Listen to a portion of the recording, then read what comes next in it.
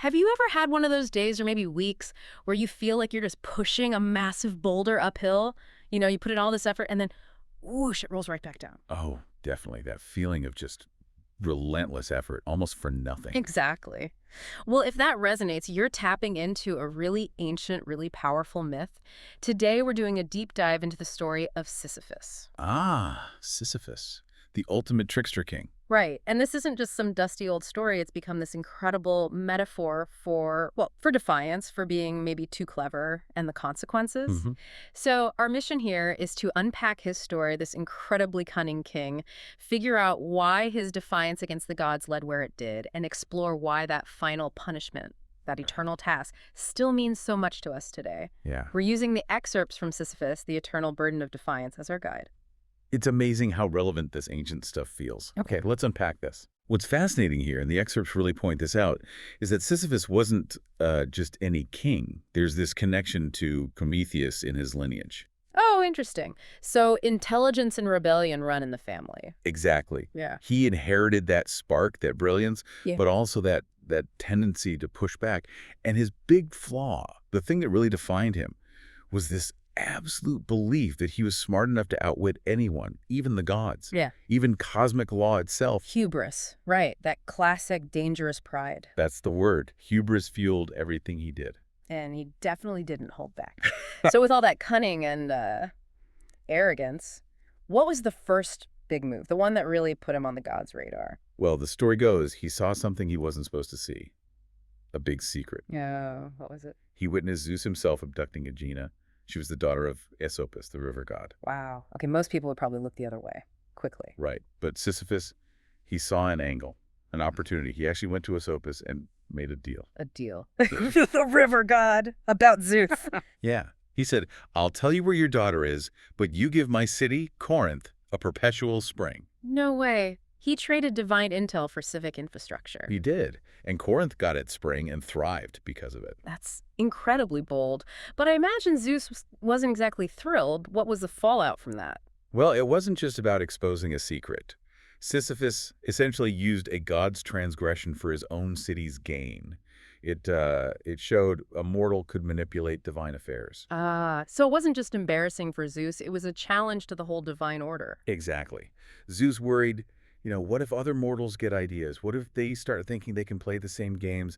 It set a really dangerous precedent. He couldn't let it slide. Okay, so Zeus is furious. What's the response? You don't anger the king of the gods, likely. No, you don't. His response was final, or supposed to be. He sent Thanatos, death itself, to take Sisyphus. Right. Thanatos, the end of the line. You'd think that settles it. You would. But this is Sisyphus we're talking about. This is where his cleverness goes into overdrive. Yeah. What happened next is just incredible. Don't tell me he talked his way out of it. He did better. He tricked death. The excerpts mentioned he presented Thanatos with these, gifts. Jewelry. But they weren't just jewelry, they were shackles. He actually managed to capture Thanatos and imprison him in his own palace. He chained up death. He chained up death. Yeah. And if we connect this to the bigger picture, think about the consequences. Suddenly, nobody could die. Oh, wow. That sounds chaotic. Immense chaos. Battles would just go on forever, no one falling. The sick and elderly couldn't find release, just lingering in pain. The underworld, completely empty. Hades must have been wondering where everyone went. It's like he broke a fundamental law of the universe just by being too clever. Absolutely. His defiance wasn't just rule-breaking, it was system-breaking. It actually took Ares, the god of war, getting involved. He was probably annoyed his battles weren't ending properly. Makes sense for the god of war. So Ares intervened, freed Thanatos, and death finally came back to claim Sisyphus, as originally intended. Okay, so round one to Sisyphus, maybe? But death catches up eventually. You'd think now he'd learned his lesson after causing cosmic chaos and literally cheating death once. You would think. But what's maybe even more stunning is that he had another escape plan. This time, hatched from the underworld itself. Here's where it gets really interesting. How? How do you escape the underworld once you're there? This raises an important question. Just how far could his foresight go? See, before he died, anticipating Thanatos would eventually return, he'd given his wife very specific instructions. Which were? He told her not to perform the proper funeral rites. No coins for the ferryman, no burial rituals, nothing. Why would he do that? That seems disrespectful, which was a big deal. Exactly. That was the plan. So when he gets down to the underworld, he puts on this big show for Hades, feigns total outrage. My wife, she disrespects me. She hasn't done the rites. This is unacceptable. Okay, I think I see where this is going. Right. He spins this story, convinces Hades, the lord of the dead, that he needs to pop back up to the world of the living just for a little while, Just to sort out his wife and make sure he gets a proper burial. Precisely. He promises Hades he'll come right back once it's done. And Hades bought it. Apparently so. Huh. He let Sisyphus go back. Let me guess. He didn't go back. Not a chance. Once he was topside again, breathing fresh air, he broke his promise immediately. Went into hiding, enjoyed life again for quite a few years, actually. That is staggering arrogance. Twice defying the gods, twice cheating death. It shows how little regard he had for any authority but his own. Utterly. He truly believed he could outsmart the fundamental order of things. But of course you can't outrun fate forever. Eventually his mortal life did end for good this time. No more tricks. No more tricks. He was brought back before Hades, and this time there was no escape.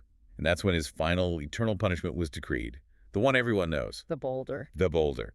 Condemned for eternity to push this massive rock up a steep mountain. Only for it to roll back down every single time he gets near the top. Agonizing. Exactly.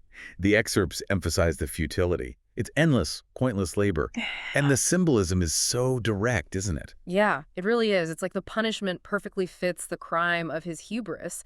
All that cleverness, all that effort to defy the system, now channeled into this meaningless cycle. His own genius, which he thought set him above everything, becomes the instrument of his torture.